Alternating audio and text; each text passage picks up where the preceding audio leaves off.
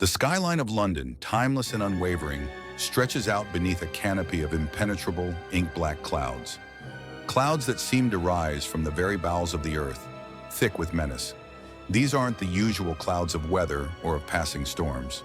No, these clouds are the manifestation of fear itself, darkening the world above. The city, normally alive with the hurried footsteps of busy lives and the buzz of conversations, now seems suspended in a chilling silence, as though it has been forgotten by time. The air is heavy with the scent of damp stone, of metal and oil. There is an unnatural stillness, as though all of nature, even the wind, has been hushed by some invisible hand. Even the stars above seem to have been swallowed by the clouded sky, leaving only the pale, sickly glow of the moon. It is as though the heavens themselves have been drained of their light. The moon, normally a calm witness to the workings of the world, is here a dim, helpless observer of a catastrophe about to unfold. In this moment, the city holds its breath. A sense of the inevitable lingers thick in the air, as if time itself has been suspended, waiting for the strike that will shatter the night. And then, in that fragile stillness, the faintest hum reaches the city's ears. At first, it is imperceptible, a sound lost in the haze of the night, like a whisper at the edge of hearing. But slowly, steadily, it builds, a hum that deepens into a low, mechanical growl, unmistakable now. It's not the sound of a distant train or the rumble of some passing engine. This is something far more insidious. It is the sound of engines, a monstrous swarm of machines whose very presence signals an impending doom. The planes, their bellies full of fire and iron, their wings cutting through the air like dark, malevolent birds of prey, come closer, and the hum grows. With it, the sense of something terrible unfurls, like a beast stretching after a long slumber. The engines fill the air with their steady pulse, a rhythm that strikes fear into the hearts of all who hear it. And as it grows, the city of London begins to realize with sickening clarity, this is not just a war. It is the destruction of everything they hold dear, a violent erasure of everything that has come before. The sound of the engines becomes a thunderous roar now, filling the air with such intensity that it seems to shake the very ground beneath them. The city trembles, its bones rattling in anticipation. The planes, dark against the blackness of the night, are coming closer, their engines growing louder, more urgent. They seem to hover above the city for an eternity, suspended in the cold air, poised to strike. Each passing second stretches out endlessly, as if the world is trapped in a moment that refuses to move forward. The people below, hidden in their homes, in their shelters, feel it. A primal terror, the sudden, sharp realization that nothing will ever be the same again. And then, the sirens, a sharp, blood-curdling wail that seems to rise from the depths of the earth itself. It is not just a sound, it is a cry, a plea for mercy that echoes through every alleyway, every street, every building. It cuts through the stillness like a knife, reaching into the hearts of everyone who hears it. The siren's cry is not just a warning, it is the voice of the city itself, warning its inhabitants that the moment of reckoning has arrived. And in that moment, all is silence. The noise from above drowns out every other sound, and yet the city waits, suspended, trapped in the painful knowledge that, for them, the moment of peace has passed. The world as they knew it is crumbling, and they are powerless to stop it. Night beneath the ground, in the labyrinthine tunnels of the London Underground, a different kind of chaos unfolds. The cold stone walls are pressed with the bodies of the people of London, who now find themselves crammed into this strange subterranean world. Here the air is thick, heavy with the mingling sense of sweat, fear, and the lingering aroma of coal fires. It feels as though the very earth beneath them is alive, its pulse beating in time with the frantic heartbeats of the crowd. There is no time to think, no time to prepare, only the immediate need for shelter, for survival. The walls of the underground, normally so familiar to the daily commuters, are now an unfamiliar prison. The rumble of the trains is gone, replaced by a strange, oppressive stillness.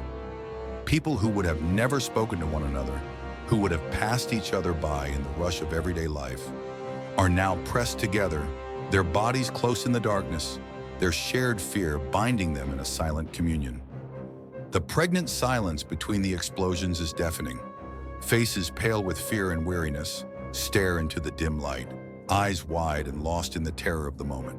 A woman clutches her child tightly, her hand trembling as she murmurs soft reassurances, words she does not believe but repeats nonetheless in a desperate attempt to hold on to some shred of normalcy. A man, his clothes dusty and torn, stands rigid, his eyes fixed on the flickering light overhead, as though he can will the world to stop turning, to let this nightmare pass.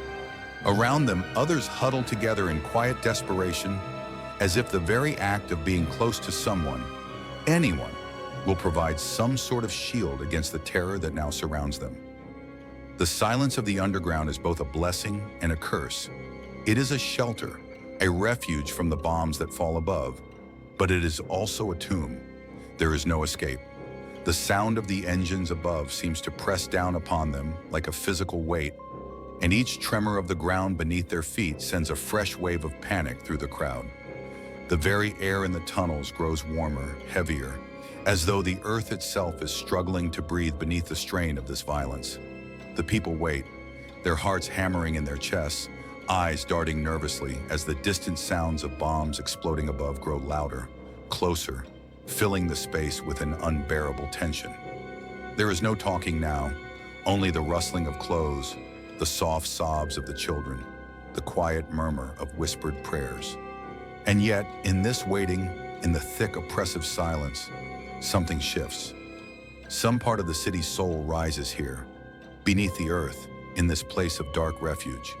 In this place, in the midst of the deepest despair, the people of London, unseen, unheard, forgotten, will come together, not as individuals, but as one. This shelter of stone and steel may be their physical refuge, but it is the collective heartbeat of a people that will remain unbroken, even as the bombs above rip their world apart. The once thriving docks of East London, that vital hub of industry and commerce, are now nothing more than a charred wasteland of burning wreckage. The great ships that once sailed proudly into distant waters are now shattered hulks, their masts splintered like broken bones. The quaysides, long lined with crates of goods from every corner of the world, are now nothing more than twisted remnants of metal and burning timber. The water in the harbor, once a mirror of the bustling city, now reflects only flames, its surface flickering with orange and red, as though the very sea itself is on fire. The fire consumes everything, every piece of metal, every shard of wood, every life caught in its path. The men who once worked these docks with a quiet pride, their hands calloused and their backs bent beneath the weight of industry, now find themselves battling the flames, struggling to salvage what little can be saved. But there is no stopping it. The fire is too powerful, too relentless. It spreads faster than they can run, rising higher than they can reach. And still they fight. They fight with everything they have, everything they are, because this is all they know. This is their home, their city, their way of life. The flames roar in fury, crackling as they consume the last remnants of the world these men once knew. One man, his face streaked with soot, his clothes torn, walks through the smoke and wreckage with a determined, almost feral look in his eyes. He doesn't stop. He can't. The world is burning around him, but his mind is clear, focused.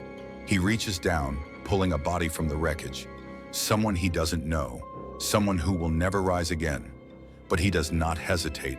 He lifts the lifeless form in his arms, carrying it as though it were his own.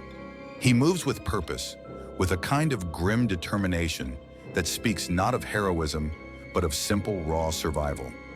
He moves through the fire, through the wreckage, with only one thought: keep going. He does not stop.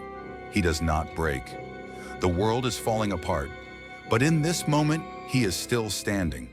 And as he carries the body through the smoke and flames, the very act of continuing becomes an act of defiance, of resilience.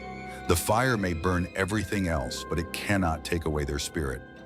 As the smoke of the world fades into darkness and the echoes of a shattered city settle into the silence of the night, remember this: even amidst the flames, the heart of London beats on.